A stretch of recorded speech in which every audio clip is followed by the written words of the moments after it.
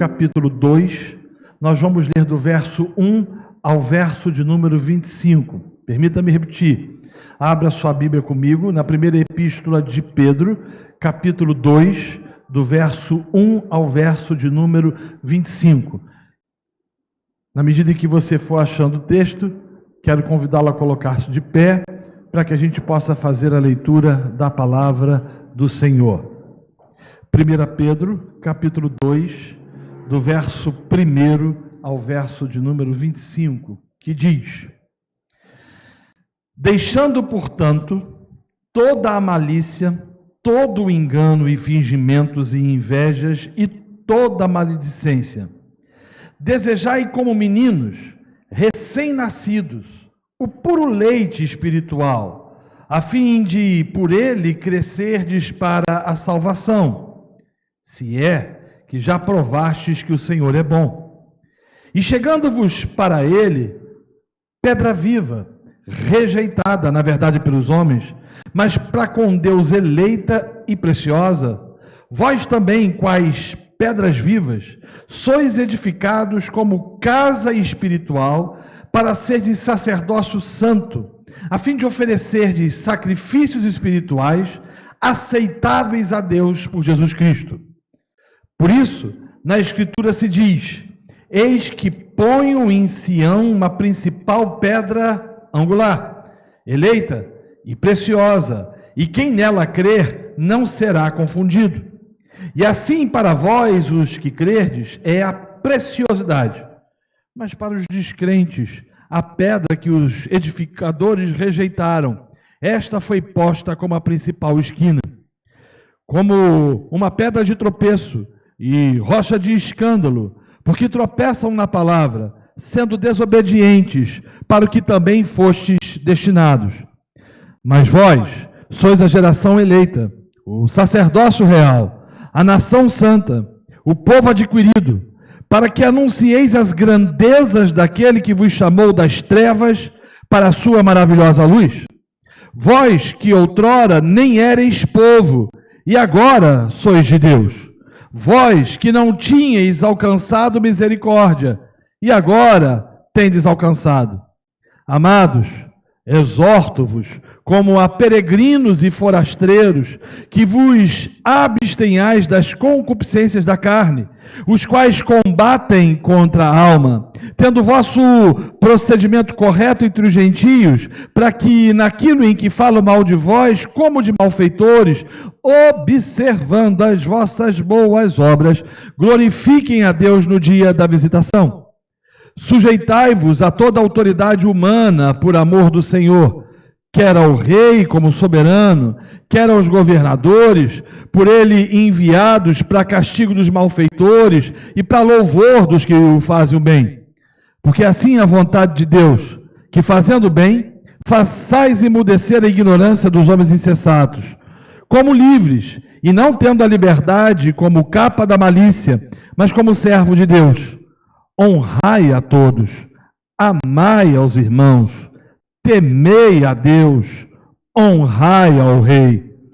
Vós, servos, sujeitai-vos com todo o temor aos vossos senhores, não somente aos bons e moderados, mas também aos maus, porque isto é agradável, que alguém, por causa da consciência para com Deus, suporte tristezas, padecendo injustamente. Pois que glória é essa, se quando cometeis pecados e sois por isso esbofeteado, sofreis com paciência? Mas, se quando fazeis o bem e sois afligidos, ou sofreis com paciência, isso é agradável a Deus. Porque para isto fostes chamados, porquanto também Cristo padeceu por vós, deixando-vos exemplo para que sigais as suas pisadas.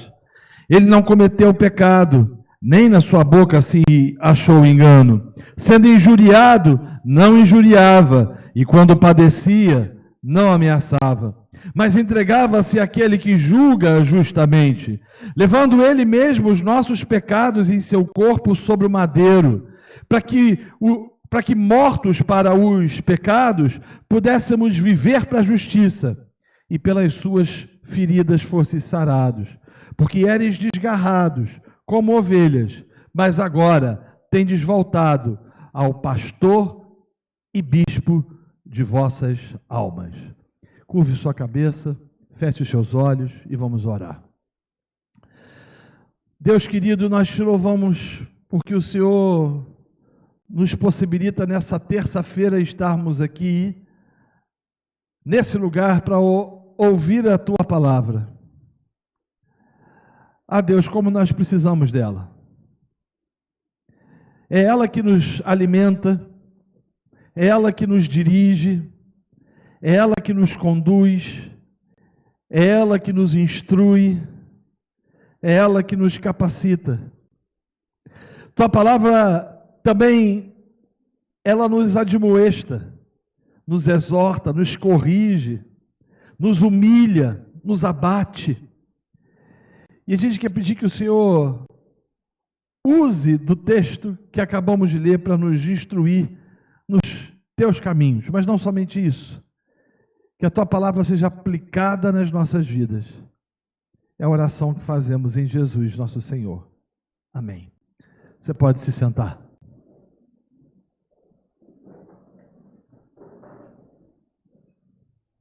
O tempo não nos permite com que recapitulemos aquilo que começamos a tratar no dia de ontem. Se você deseja relembrar, convido a ir ao nosso canal no YouTube e a assistir a prédica, a preleção, a exposição que foi feita. No primeiro capítulo dessa epístola riquíssima, Pedro tratou da realidade da salvação do eleito. Na verdade, logo nos primeiros 3 versículos, nós focamos especificamente nessa verdade estupenda, maravilhosa, daqueles que foram salvos, eleitos de Deus. Além disso, Pedro também deixou claro aos crentes, os quais ele chamou de forasteiros, e você deve lembrar disso, que o novo nascimento não se dá por meio de uma semente corruptível ou temporária, mas mediante uma semente incorruptível ou eterna, que é a palavra de Deus. Agora, no início deste segundo capítulo, gostaria que você observasse que Pedro usou a conjunção portanto. Permita-me repetir isso. Observe, logo no início deste capítulo, o uso da parte de Pedro da conjunção portanto. E ele o faz de forma proposital, pelo fato de que ele estava ligando aquilo que ele havia falado nos versos 23 e 25 com o conceito de uma nova vida. Se no capítulo 1 ele fala da eleição, da salvação, o capítulo 2 ele começa a tratar especificamente da vida a qual esses cristãos forasteiros, peregrinos, deveriam desenvolver. Ele deixa claro, extremamente claro, que todo cristão deve abandonar as atitudes pecaminosas de sua velha vida, buscando diariamente ser mais parecido com Jesus. Pedro está pondo em xeque o conceito que alguns têm de que se o sujeito é eleito e se ele não perde a salvação, ele vai viver em pecado. E Pedro está dizendo absolutamente o oposto. Ele está dizendo que aqueles que eleitos foram e os que são salvos e que foram salvos são chamados a viver de modo digno. E nós tratamos isso especificamente na noite de ontem. Nessa perspectiva, então, Pedro convida os crentes da dispersão a darem 3 passos específicos para o seu crescimento espiritual. Permita-me repetir. Pedro convida os crentes da dispersão a darem 3 passos específicos para o crescimento espiritual. Se não, vejamos. A primeira coisa que Pedro fala aos eleitos é que o despojamento das velhas roupas é sine qua non. Repito, o despojamento das velhas roupas é sine qua non. A palavra grega usada por Pedro aqui pode ser traduzida por despojando-vos, que na verdade aponta para deixar de lado, para tirar uma roupa. É interessante você olhar, por exemplo, para a história da igreja. Há algum tempo atrás, era comum, por exemplo, nas cerimônias de batismo, a roupa com que o indivíduo mergulhava nas águas fosse deixado de lado e ele recebia, por parte da igreja, uma roupa nova que simbolizava e que representava as novas vestes. Mas Pedro aqui, o que ele está dizendo é que esse cristão eleito, que deve viver de forma digna, que deve andar em santidade, deve deixar de lado ou deve despojar todo comportamento passado, o qual, segundo Pedro, não pode ser compatível com a nova vida em Cristo Jesus. E vale a pena recapitularmos, meus amados irmãos, Pedro está escrevendo esta carta para uma igreja que eminentemente começava a sofrer perseguição. E a preocupação de Pedro não era oferecer a essa igreja algumas estratégias para amarrar o cão, o capeta, o cramulhão, a coisa ruim, nem tampouco algumas palavras que mexessem em suas autoestimas e que levassem eles a entender e acreditar que não eram cauda e sim cabeça e de que iriam pisotear a cabeça do inimigo e que não iriam sofrer nenhum tipo de retaliação, afinal de contas eram filhos do rei. Não! Pedro está querendo qualificar e capacitar a igreja que hoje estaria reunida na Turquia, em regiões distintas, a estarem preparados a dar a razão da sua fé, a mostrarem às pessoas efetivamente quem eles eram e a mostrar àqueles aos quais eles se relacionavam de que as roupas velhas tinham sido retiradas. Na verdade, ipsilíteres, o que Pedro estava dizendo é que eles precisavam trocar de roupa. Portanto, nessa perspectiva, os eleitos precisavam despojar-se e aí Pedro usa a primeira expressão, maldade. E essa palavra no original aponta para o desejo de injuriar. Ora, que afirmação propícia para um grupo de pessoas que sofreria injúria. Que afirmação distinta para um grupo de pessoas que sofria de calúnia. Meus irmãos, os crentes eram extremamente caluniados.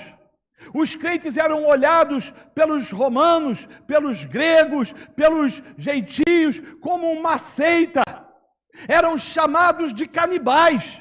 Alguns diziam que os cristãos eram canibais porque eles comiam o corpo de uma determinada pessoa e bebiam o sangue dela também, apontando, obviamente, para a ceia do Senhor, que eles não entendiam o que era.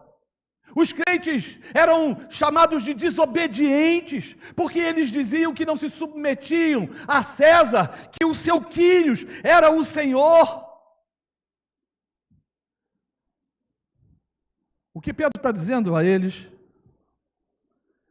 é que, se nasceram de novo, eleitos, salvos, deveriam andar em novidade de vida de forma digna, abandonando a maldade. Em segundo lugar, abandonando a malícia. E essa palavra no original aponta para engano, para fraude, para dolo. E aí talvez você esteja dizendo, o que isso tem a ver com perseguição?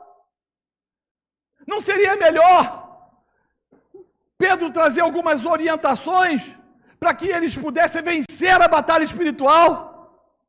Não! Pedro está lidando com peregrinos. Lembre-se, irmãos, essa foi a expressão que nós usamos na noite anterior. Peregrinos, forasteiros. A visão que Pedro está querendo imprimir sobre esses irmãos é que eles não são ou não faziam parte daquele mundo, dizendo, vocês não são daqui, Vocês estão viajando, vocês estão em caminho da Nova Jerusalém, a caminho da Jerusalém celestial. Enquanto vocês estiverem aqui, como eleitos de Deus, vivam de forma digna e tirem a roupa da maldade e da malícia, não sejam fraudulentos e nem cometam dolo. Mas ele diz em terceiro lugar, despojem-se também das hipocrisias. Essa palavra no original aponta para dissimulação. Não há possibilidade de um regenerado, de alguém que nasceu de novo, ser dissimulado. Entretanto, isso nos nossos dias é muito comum. O sujeito na igreja, ele é uma coisa, fora dele é outra. O indivíduo na igreja canta louvores, fora da igreja canta a mulher dos outros. Dissimulado. Essa palavra hipócrita traz a ideia de um artista. Olha o que Pedro está dizendo. Quem nasceu de novo, quem é regenerado, não faz parte desse mundo, é forasteiro, é peregrino, abandona a maldade, tira a roupa da maldade, da malícia, da hipocrisia e da inveja. Eu gosto muito do étimo da palavra inveja. A gente sabe o que é inveja, mas às vezes a gente não sabe explicar o que é inveja. O prefixo in aponta para dentro e o veja para ver, ou seja, olhar para dentro. É olhar, o invejoso é aquele que olha para si e não vê em si as qualidades e as qualificações de outro, por isso ele deseja aquilo que o outro tem. Pedro está dizendo para esses irmãos aqui o seguinte: prestem atenção, estejam atentos, vocês que foram regenerados, eleitos pela misericórdia de Deus, andem em novidade de vida e joguem fora essas vestes da maldade, da malícia, da hipocrisia, da inveja e toda sorte de maledicências. Essa palavra no original aponta para difamações e calúnias. O desejo do apóstolo Pedro era que os seus leitores jamais esquecessem que o pecado é uma fraude. Eu vou repetir. O desejo de Pedro era que os seus leitores jamais se esquecessem de que o pecado é uma fraude. O pecado promete alegria, mas paga com tristeza. Promete prazer, mas paga com lágrimas. Por isso a necessidade de despojar-se das velhas roupas. Está relacionado. Se dizemos que somos eleitos, se dizemos que fomos regenerados, se dizemos que fomos alcançados pela misericórdia, se dizemos que andamos de forma digna, nós vamos abandonar as velhas roupas e procurar viver em santidade. Agora, em segundo lugar, Pedro está a dizer que não basta somente tirar as velhas roupas, mas também que é necessário aquilo que eu chamo de dieta espiritual. Isso mesmo. Observe que Pedro compara um cristão a um recém-nascido. A minha versão diz menino, mas a melhor tradução é recém-nascido. E quando trata disso, ou do recém-nascido, está falando de um bebê que anseia o leite materno. Pedro está a dizer aos cristãos eleitos de Deus que não somente eles devem abandonar as velhas roupas, mas eles precisam ansiar o genuíno leite espiritual. E é interessante também que observemos a palavra desejar. Essa palavra, desejar, foi usada, por exemplo, pelo apóstolo Paulo 7 vezes. Ele vai usar essa mesma expressão em Romanos capítulo 1, verso 11, 2 Coríntios capítulo 5, verso 2, a 2 Coríntios 9, 14, Filipenses 1, 8, 2, 26, 1 Tessalonicenses 3, 6 e 2 Timóteo 1, 4. E em cada caso, ela expressa um desejo intenso. Na verdade, essa palavra desejar aqui usada por Pedro significa uma paixão insaciável. É muito mais do que desejar algo. E Pedro aqui está agindo de forma proposital. Porque se você parte para o pressuposto somente de tirar as roupas, sem que haja paixão por Deus, cria-se legalismo. E o legalismo tem sido e tem feito parte de muitas histórias eclesiásticas. Muita gente que é levado pelo não pode, não toque, não faça, cuidado boquinha no que fala.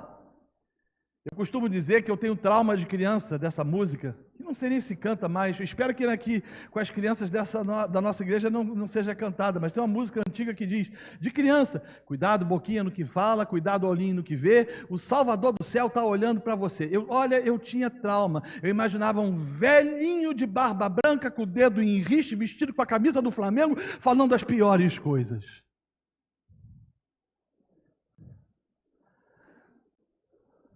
Legalismo.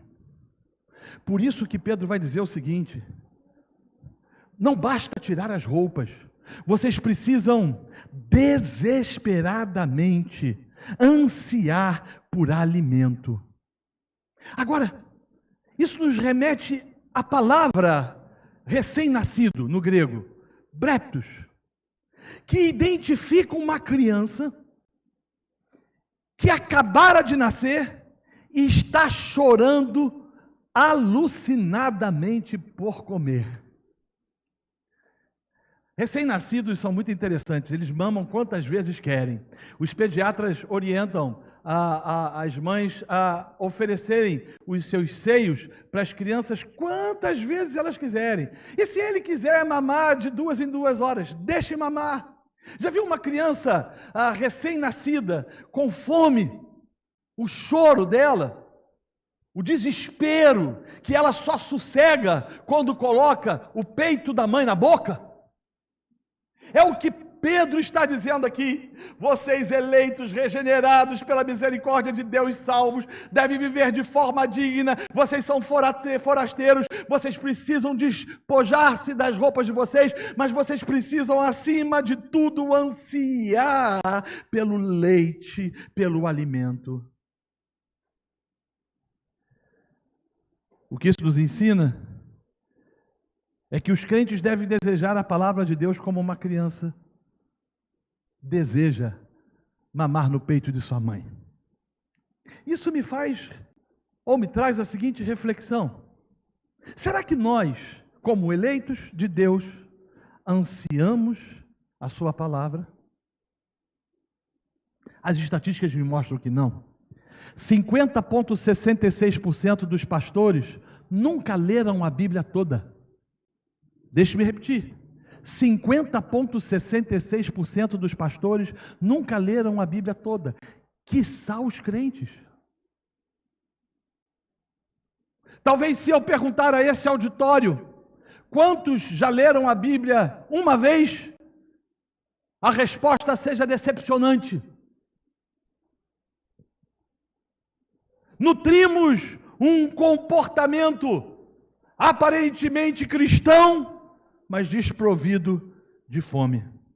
Agora, que tipo de leite é esse? Paulo vai usar, ou melhor, Pedro vai usar uma expressão aqui muito interessante. Ele diz que esse leite é um leite genuíno. Essa palavra no original aponta para um leite que não é misturado, não é adulterado, é um leite puro. O que Pedro está dizendo para esses irmãos? Pedro está ensinando que o leite que os crentes devem beber não deve ser misturado, não deve ser adulterado, e sim puro. O que nos leva a entender que o cristão deve ansiar se alimentar da pura palavra de Deus. Nem só de pão viverá o homem, disse Jesus, mas de toda a palavra que procede da boca de Deus. Meus irmãos, queridos, anseio pela palavra. E a gente precisa ansiar, porque o alimento é vital para o crescimento saudável. Você vai perceber que Pedro vai tratar logo ali de crescimento, ele vai dizer que isso é para o crescimento. Uma criança, um bebê que não se alimenta da forma correta, cresce de maneira equivocada. Alguns experimentam raquitismo, outros vão experimentar anemia. Ainda aqueles que vão ter uma alimentação equivocada e vão ter sobrepeso e com isso consequências à sua saúde. Alimento saudável é vital para o crescimento saudável. O alimento é indispensável para a saúde do corpo, o que nos faz pensar sobre a saúde de muitas igrejas que não têm bebido leite genuíno. É interessante você perceber que algumas igrejas substituíram as escrituras por percepções da sociologia, da psicanálise, da psicologia. Há outros que substituíram as escrituras por percepções políticas, ideológicas, quando na verdade nós deveríamos fazer da palavra de Deus lâmpada para os nossos pés e luz para os nossos caminhos. Ouso dizer que tanto a inapetência como o alimento tóxico impedem o crescimento. Você vai ver que muitas igrejas não crescem de forma saudável, porque os seus membros são inapetentes, não têm fome, ou porque têm comido comida estragada.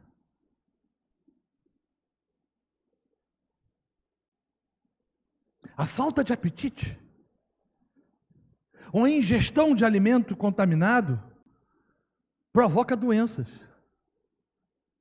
Eu viajo em muitos lugares, mas eu lembro de uma viagem específica que eu fiz para o Peru. Em alguns lugares você não pode comer determinadas coisas e nem tampouco beber água da fonte ou da bica, porque é perigoso. E eu tinha ido a uma casa e naquele dia eu esqueci e falei o seguinte: não, eu não estou bebendo refrigerante. Como eu não bebo mesmo, tem anos que eu não bebo refrigerante.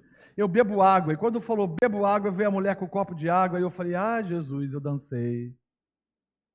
E aí não tinha mais como rejeitar o copo de água e eu tomei o copo de água, né? E eu peguei uma enfermidade complicadíssima, que me levou a 39, 40 graus de febre, com disenteria, com ânsias de vômito. Eu tomava os remédios, melhorava um pouco, ia para o púlpito pregar. Terminava de pregar, voltava para a cama e tomava remédio, e assim eu fiquei. Ingerir alimento contaminado adoece a igreja. E a preocupação aqui de Pedro é que essa igreja iria passar pela tribulação. É que essa igreja iria passar por momentos nevrálgicos. A perseguição que viria à igreja por volta de 64 seria a pior possível. Nero acusa os crentes, acusa os cristãos de serem os mandantes do incêndio em Roma. Os cristãos são presos. Dentre estes, Pedro e Paulo. A tradição diz que Pedro é morto de cabeça para baixo crucificado, e Paulo tem a sua cabeça arrancada por um machado.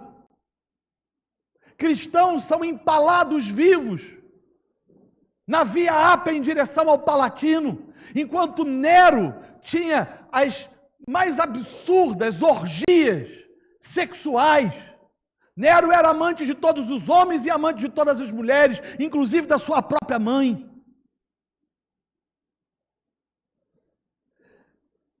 Um corpo doente não enfrenta perseguição. Por isso Pedro está dizendo, vocês precisam ansiar desesperadamente pelo genuíno leite. Alimentar um recém-nascido com leite contaminado é assinar o seu atestado de óbito. O leite contaminado é um veneno capaz de matar mais rápido do que a fome. Da mesma forma, sem o leite genuíno e espiritual, que é a palavra de Deus, o crente perece. Está aí a explicação para a gente perceber quantos não têm perecido.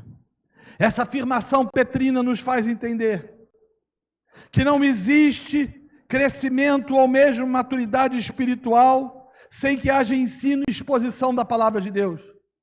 Todos os estudiosos de crescimento de igreja, de plantação de igreja, defendem a pregação expositiva como um método de crescimento. O que faz com que a igreja cresça é a exposição das Escrituras. O que faz com que a igreja aumente, frutifique, é a pregação genuína da palavra de Deus. O que faz com que pecadores sejam salvos é a exposição do Evangelho. O que faz com que pessoas saiam dos lugares mais distantes, viajem às vezes 50, 60, 70 quilômetros para estar num lugar, é sede pela palavra de Deus. Sem exposição das Escrituras, não há crescimento, há inchaço.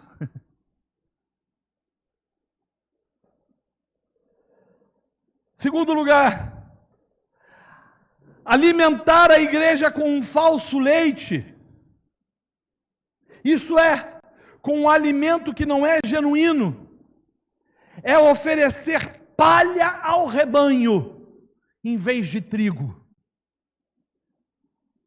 A quantidade de pastores que sobem ao púlpito e que pregam o famoso embromation é uma coisa impressionante. A começar pelos jargões. Olhe para a pessoa que está do seu lado, olhe para outra, repita, decrete. É assustador.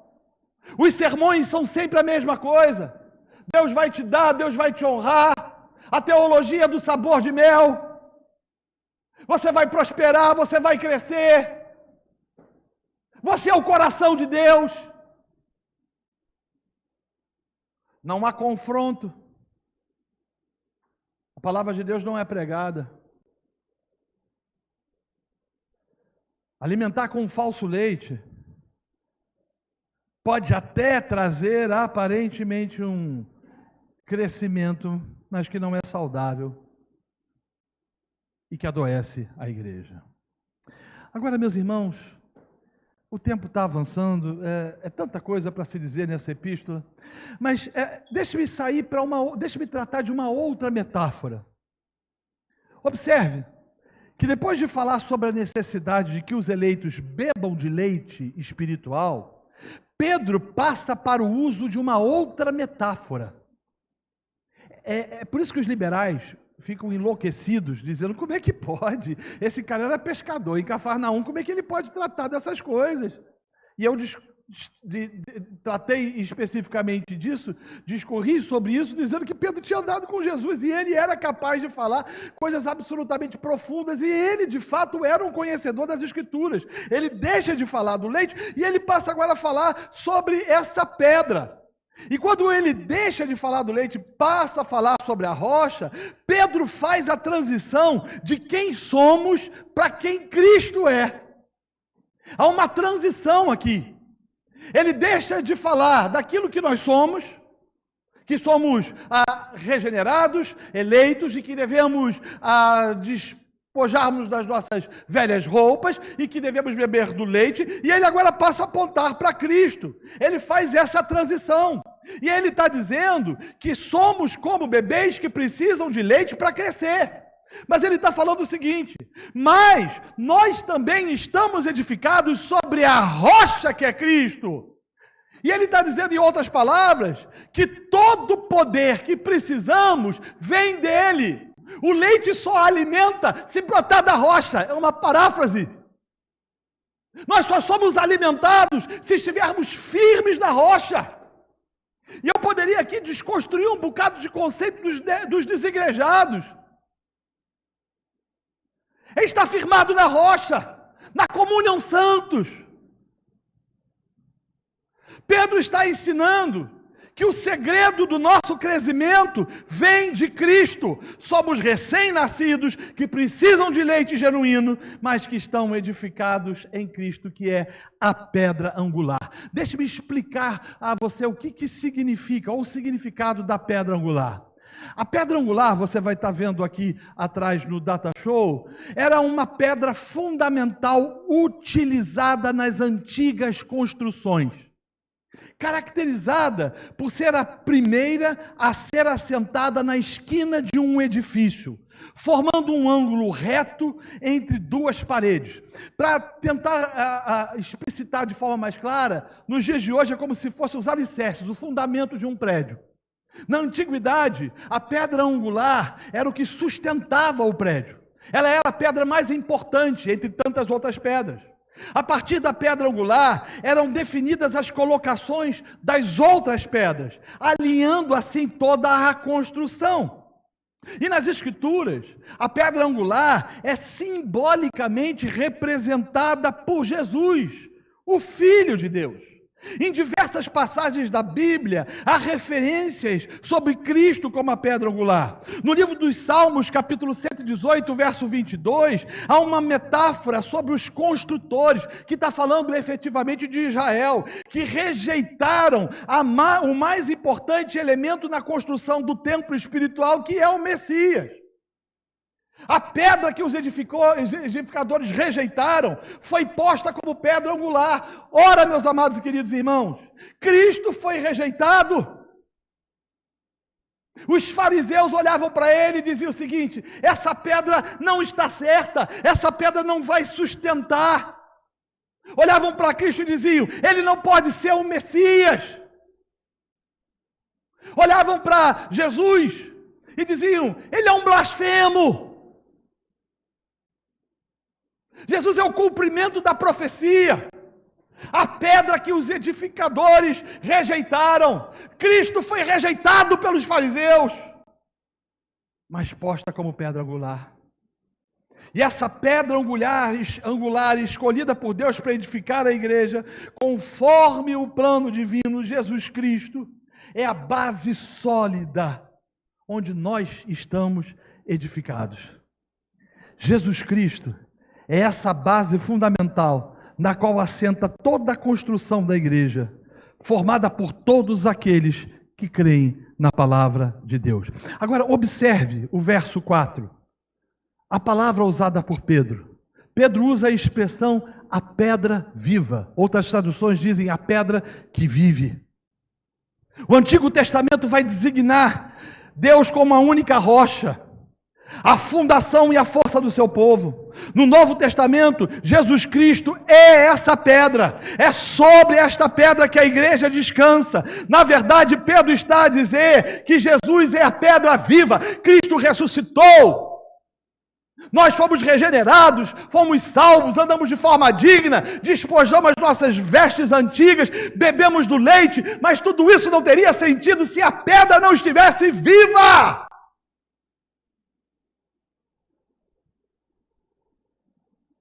Ele vive para sempre. Ressuscitou dentre os mortos, dando vida a todos que nele confiam. Agora observe que depois dessa afirmação, Pedro faz a transição de quem é Cristo para quem nós somos nele. Se Cristo é a pedra viva, nós somos as pedras que vivemos nele. Por isso também somos pedras vivas. Se Cristo é a pedra angular, nós estamos edificados nele. Essa pedra, que é Cristo, é a base desse edifício, que não foi feito por mãos humanas, mas onde nós estamos edificados. Essa é uma das explicações, meus irmãos, porque mesmo depois de 2000 anos, as portas do inferno não prevalecem contra a igreja. A igreja foi perseguida em 64, foi perseguida em 70, Jerusalém houve perseguição não somente sobre os judeus, mas sobre os cristãos. Foi perseguida durante os primeiros 300 anos da igreja com ferocidade. Os relatos que os pais da igreja nos trazem sobre os assassinatos que os crentes experimentaram eram os piores possíveis. A igreja passou pela noite de 1000 anos, que vai de Gregório I até a Reforma, experimenta um momento de apostasia, de degradação. A igreja sofre perseguição na Inglaterra, a igreja sofre perseguição na Escócia, a igreja sofre perseguição na França, na Europa, sofre perseguição na ilha de Villegagnon, aqui no Rio de Janeiro, onde os primeiros mártires cristãos enviados pelos reformados foram assassinados. E quando surge a confissão de fé da Guanabara, a igreja sofre perseguição na Idade Média, a igreja sofre perseguição por parte do comunismo. Lembro de uma ocasião que eu estava pregando na divisa do Uruguai com o Brasil, numa igreja menonita.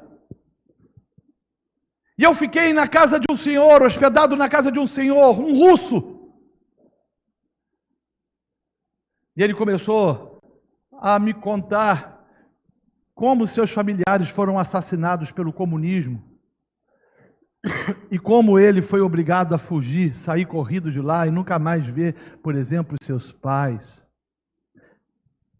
100 milhões de pessoas foram assassinadas pelo comunismo e muitos deles cristãos. A igreja tem sido perseguida pelas religiões mais distintas, mas as portas do inferno não têm prevalecido contra ela, porque ela está edificada na pedra viva. E nós somos pedras vivas. Pode fechar o templo, fechar as garagens, os prédios, os crentes podem ficar proibidos de se reunir publicamente, mas irem para um canto, para uma caverna, para uma praia, seja lá o que for, e ali, edificados na pedra viva, as portas do inferno não prevalecerão contra a igreja. Segundo lugar, o tempo passa, o tempo voa, e a poupança Bamerindos não continua numa boa. Como dizia essa propaganda antiga, não é do meu tempo não, me contaram, né? Em segundo lugar, não somos somente pedras que vivem, mas casa espiritual, morada de Deus, templo do Espírito Santo. Eu tenho um amigo que foi missionário na China. A China é muito difícil. E você sabe que para servir ou para reunir de forma criteriosa, firme no Evangelho na China, você vai sofrer perseguição, e perseguição mesmo. E ele me contou que ele foi convidado para estar numa reunião que aconteceria no meio da mata, por razões óbvias. E ele chegou naquele lugar, no meio da mata, tinha muita gente, muitas pessoas reunidas, não tinha cadeira, não tinha som, não tinha microfone, não tinha violão, não tinha absolutamente nada, nada. E o culto começou em mandarim, e ele não entendia o mandarim, e ele percebeu que o pastor chamou duas pessoas à frente, ou duas famílias à frente. Uma família que se colocou à sua esquerda e uma família que colocou-se à sua direita. E aí ele viu que o que estava à sua esquerda estava assim, extremamente triste, chorava, todos da família choravam, e ele começou a pensar consigo mesmo, a confabular consigo mesmo. Não, esses que estão chorando, deve ser porque estão passando por algum problema, alguém está enfermo, alguma doença, alguma coisa, seja lá o que for, e o pastor chamou para orar. Mas os que estavam do lado direito estavam rindo. E aí ele falou, o Tico e o Teco me contando, entrou em crise, porque como é que um chora e o outro ri? Aí ele falou assim, não, ele começou a pensar, não, da mesma forma que chamou para orar com os que choram, deve ter os que estão rindo, é porque foram abençoados, seja lá o que for, e o pastor resolveu agradecer também. Mas não era nada disso. Uma moça, percebendo que ele não entendia o mandarim, começou a traduzir para o inglês o que de fato era. Aquela igreja tinha somente uma Bíblia. Uma Bíblia. E cada família tinha o direito de ficar com a Bíblia uma semana. A família que estava chorando estava trazendo a Bíblia de volta para aquela igreja. E o homem disse o seguinte, olha, durante toda a semana nós praticamente não trabalhamos. A gente conseguiu ler o Novo Testamento todo e o Velho Testamento, nós fomos até o livro de Josué, mas nós estamos desesperados, porque nós vamos ficar um ano sem a Bíblia. Os que estavam rindo, é porque era a semana deles, tem a Bíblia em casa. Na semana seguinte, eles iriam chorar. Sabe o que faz com que uma igreja prevaleça? É que ela está edificada sobre a rocha, que é viva. Terceiro lugar, somos sacerdotes santos. Não um grupo especial de sacerdotes. Não há mais divisão entre clero e leigos. E nem tampouco entre sumo sacerdote que no Yom Kippur entra diante da presença de Deus para oferecer sacrifício pelos nossos pecados. Todos somos sacerdotes, eleitos por Deus, remidos por Cristo e regenerados pelo Espírito Santo. Em quarto lugar, eu preciso andar rapidamente, Pedro vai dizer que nós somos nação santa, e por fim ele vai falar que nós somos propriedade exclusiva de Deus. Agora, após apresentar essa nossa identidade, após ele falar que nós somos raça eleita, sacerdócio real, nação santa, povo de propriedade exclusiva, no verso 9, Pedro passa a declarar nossa responsabilidade e a maneira como devemos viver diante de tão grande privilégio. Ele está dizendo o seguinte, gente, Deus nos salvou, nos elegeu, e nós temos uma maneira de viver. E ele vai passar a tratar disso. Ele vai, mais uma vez, usar a expressão peregrinos e forasteiros. Mais uma vez, ele vai dar a entender que nós não pertencemos a esse mundo. Nossa verdadeira pátria não está aqui. Nós estamos de passagem por esse mundo. Os que nos antecederam há décadas atrás, crentes, entendiam muito bem disso. Nós perdemos essa visão. E os nossos olhos estão muito mais agora na terra do que no céu. Você já percebeu, por exemplo, que o avanço da medicina e o aumento do tempo da existência humana tem influenciado a mudança de pensamento dos crentes quanto à vida neste mundo e o porvir? Você vai olhar o século XIX, quem chegasse aos 50 anos, viveu muito. Até pouco tempo atrás, era a realidade dessa do Brasil. Hoje uma pessoa de 80 morre e a gente fala, morreu novo, né? Tanto tempo para viver. A ciência, e graças a Deus por isso, louvado seja o Senhor pelos epidemiologistas, pelos cientistas, que nos proporcionam a descoberta de vacinas que nos ajudam a viver mais. Mas o prolongamento da vida colocou muito mais os nossos olhos aqui na terra do que no céu. Observe, observe. Apesar disso, a morte tem a capacidade de trazer a cada um de nós o senso de finitude.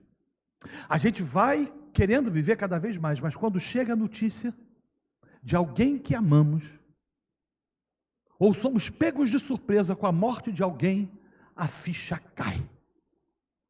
E a gente fala, meu Deus, a vida é efêmera.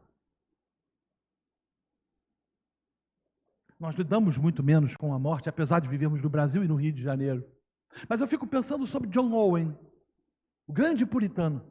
John Owen teve 11 filhos, 10 morreram na infância. O senso de eternidade estava constantemente diante dos olhos daqueles homens. Aliado ao hedonismo, ao materialismo, e a tantas outras perspectivas do nosso tempo, nós perdemos o nosso olhar para o céu e passamos a olhar para aqui agora. É por isso que a teologia da prosperidade, da confissão positiva e a teologia do coaching ganhou tanto espaço no nosso meio.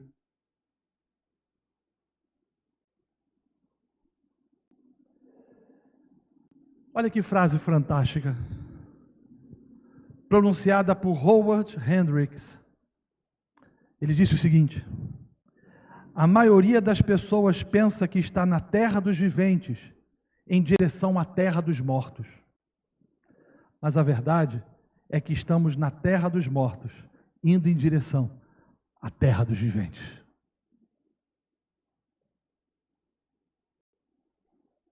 Algumas percepções sincréticas.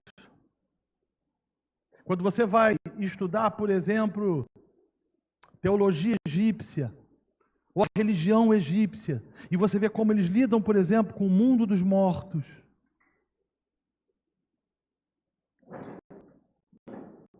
Meus irmãos, eu preciso de todas as 11, mas eu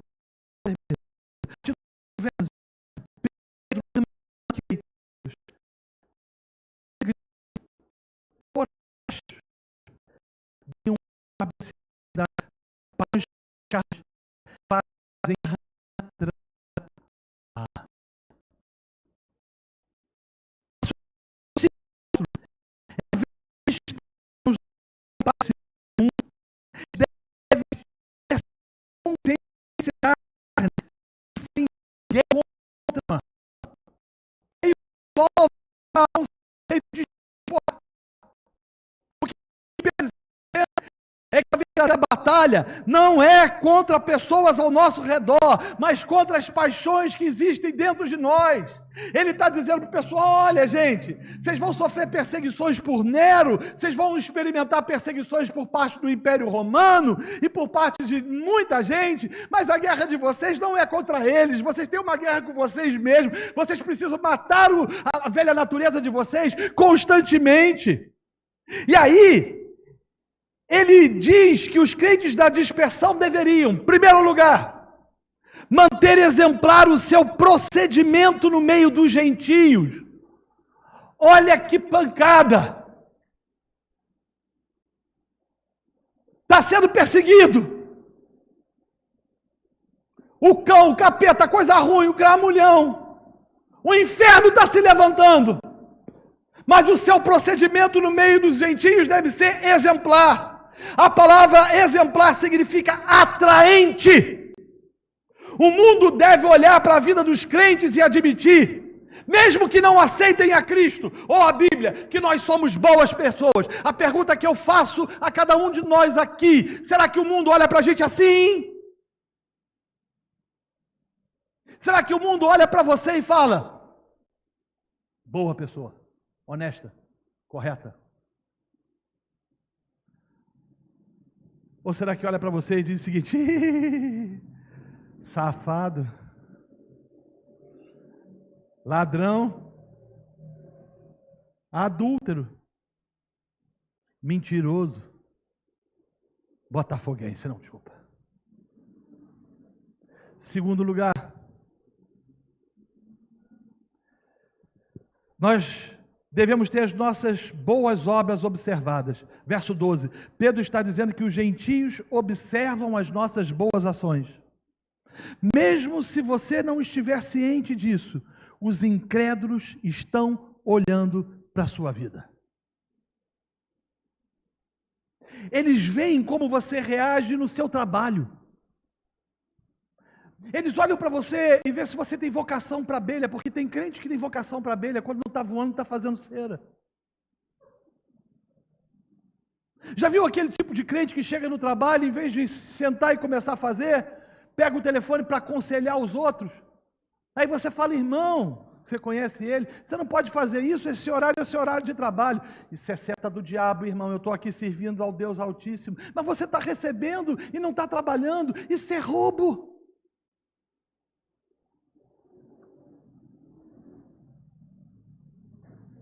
Eles vêm, eles observam como você lida com os problemas.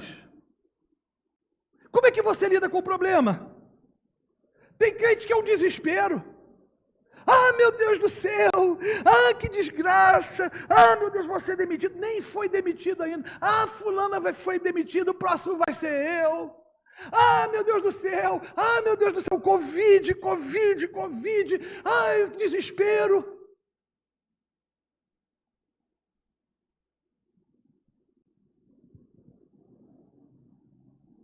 Como é que você lida com a morte? A morte é dura. Ter um crente que partiu para a glória deveria encher o nosso coração de esperança.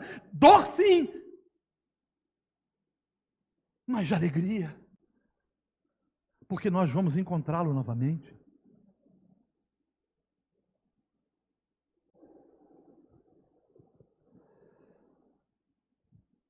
Eles observam como você olha a sua família.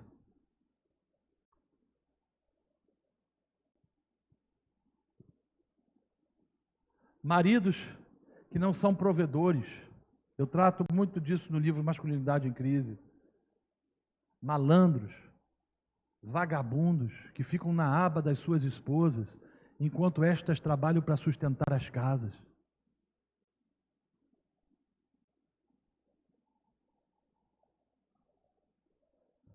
Não tem tempo para os seus pequenos, para os seus meninos. Eu lembro de uma história que um menino falou o seguinte: papai, estou levando o nosso colchão para dormir na igreja. E o pai falou: mas por quê? O senhor não sai de lá? O senhor nunca para aqui?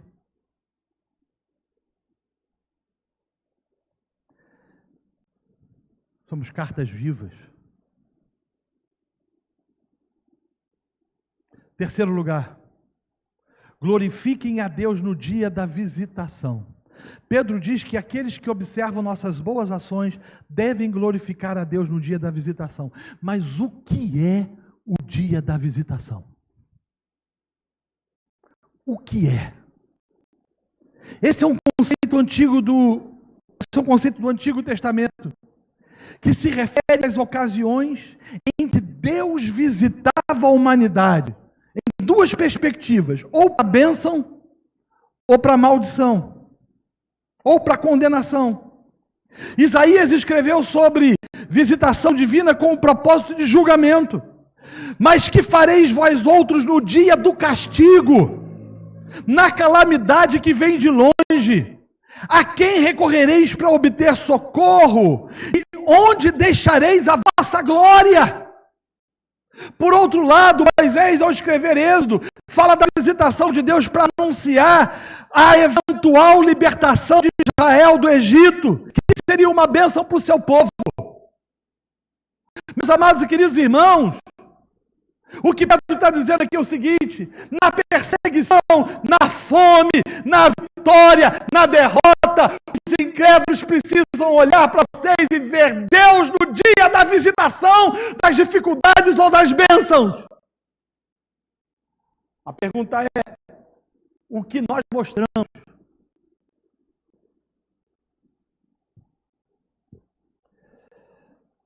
Vou para o final do capítulo. Caminhando para o final do capítulo, a gente percebe que Pedro começa a tratar de um outro tema. Ele fala sobre submissão. O Deus da Bíblia é um Deus de ordem. O princípio de autoridade e o dever da submissão são ensinos claros nas Escrituras. Observe que no mesmo contexto turbulento como aqueles que eles estavam inseridos, debaixo de um louco como Nero, que viria a morrer em 108 depois de Cristo, Pedro não relativiza a verdade. Ele diz o seguinte, que os crentes devem se submeter a toda instituição humana, se submeter a Nero.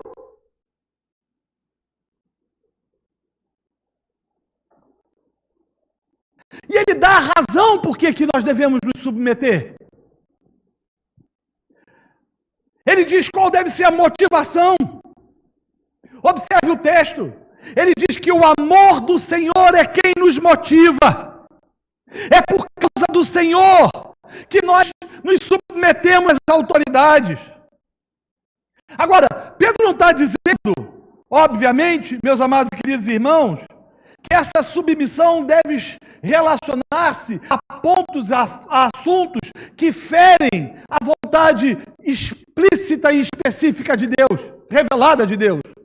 Até porque é o próprio Pedro que vai nos mostrar que antes importa obedecer a Deus do que aos homens.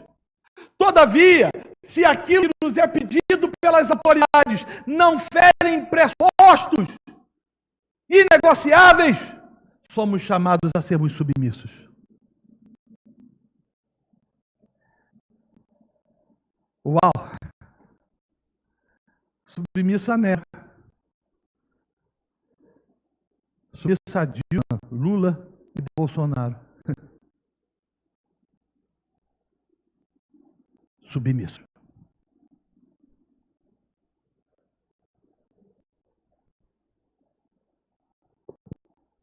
Logo depois, Pedro começa a falar de outro tipo de submissão. Ele fala da submissão dos servos aos seus senhores. Na verdade, Pedro está exortando aos seus leitores sobre o fato de que o cristianismo não dá o direito ao cristão de rebelar-se contra os seus superiores. E quando ele está falando de servos, ele está tratando de escravos, que tinham um conceito completamente diferente do escravo do século XV, XVI, século XVI, XVIII, XIX no Brasil e também nos Estados Unidos. O conceito era absolutamente distinto, diferenciado. 40% da população do Império Romano era escrava. Mas ele está dizendo que o cristianismo não dá direito de nos rebelarmos contra os nossos superiores. E aí ele vai trazer o checkmate.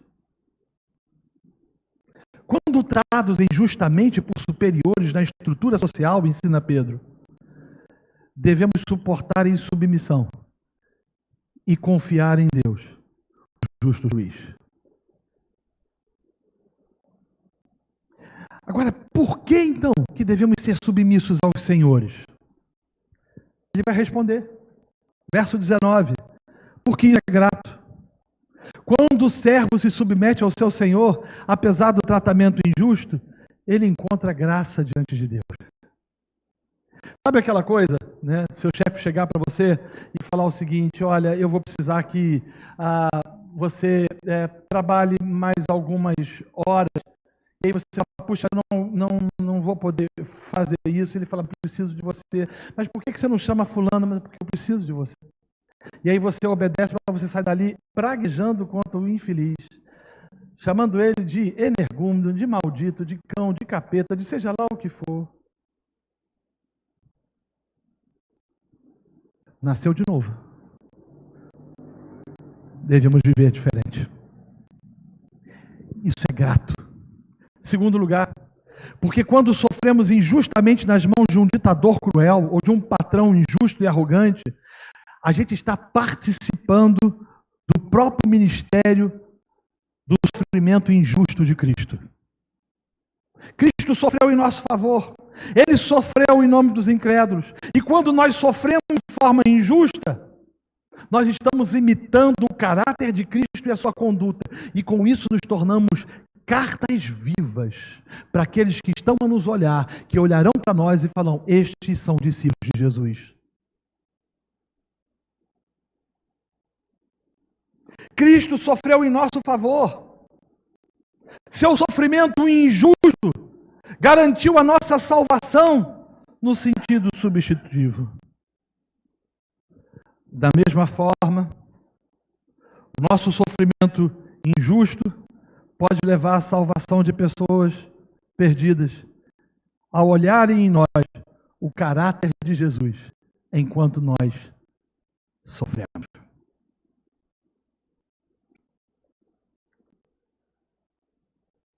Nossas palavras precisam coadunar com as nossas ações.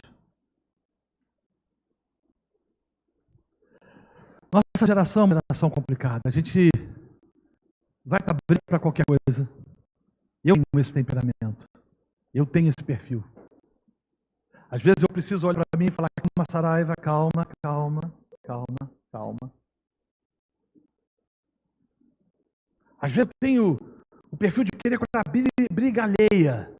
Vejo a injustiça nas vezes eu entrando. O que as Escrituras nos ensinam é que nós temos um justo juiz, que é Ele que deve julgar as nossas causas. E quando as pessoas olham para a gente, elas veem a beleza de Cristo. Jesus é o nosso modelo de submissão. Quando Jesus foi injustiçado, Ele não pagou na mesma moeda. Você acha que Jesus não poderia, naquele momento em que Ele estava recebendo chicotadas nas costas, falar ao Pai: Pai, envie agora aqui legiões de anjos para que me livre desses soldados? Você acha que Jesus, naquele momento em que estava crucificado,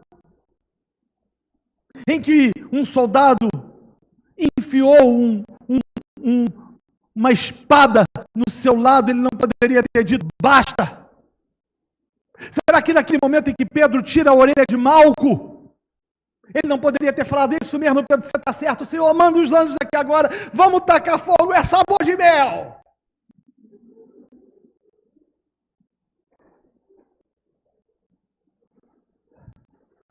Mas ele não fez.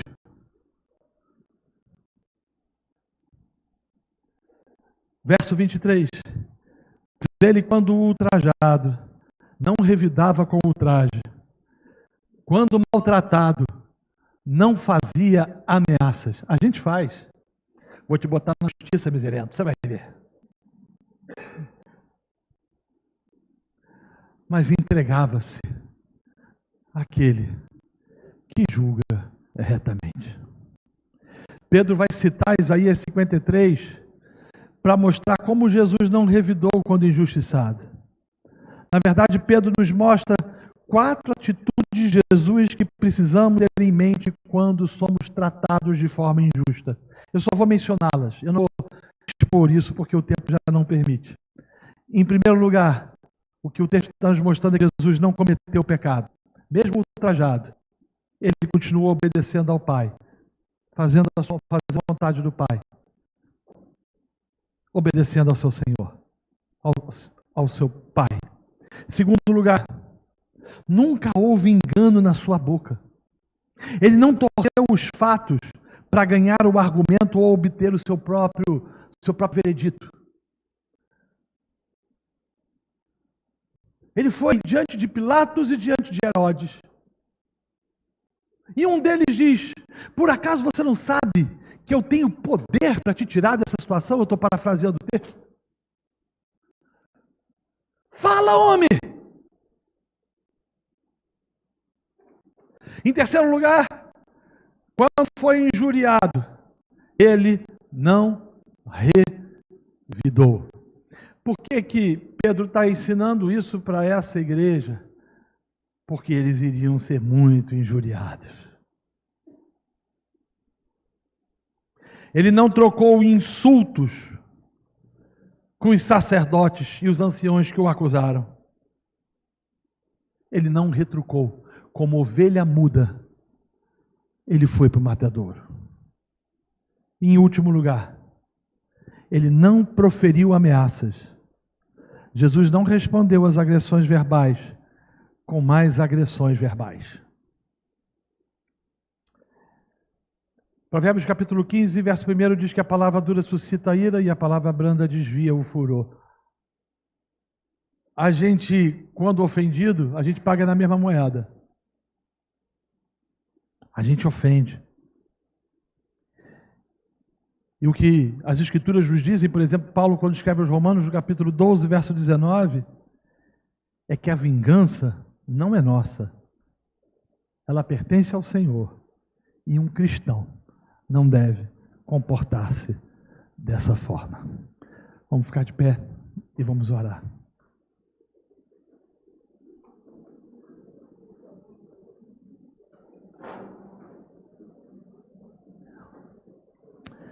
Deus, obrigado pela tua palavra. Como ela é dura, mas como ela é doce. Leva-nos a ter desejo pelo genuíno leite. Em nome de Jesus. Amém.